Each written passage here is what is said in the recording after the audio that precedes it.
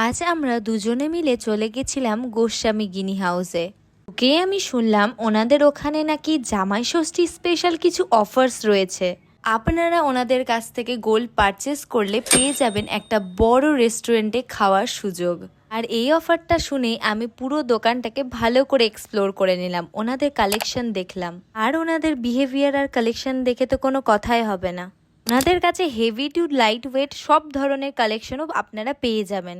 আর যে সমস্ত শাশুড়িরা ভাবছেন যে এই জামাই ষষ্ঠীতে আপনারা আপনাদের জামাইদের সুন্দর সুন্দর কোনো সোনার জিনিস উপহার করবেন, তাহলে কিন্তু আপনাদের অবশ্যই গোস্বামী গিনি হাউসে এসে কেনাকাটা করতে হবে। শুধু জামাইরা কেন, মেয়েরা কেন বাকি থাকবে, মেয়েদের জন্য অনেক কিছু সুন্দর সুন্দর কালেকশন আপনাদের জন্য রেখেছে।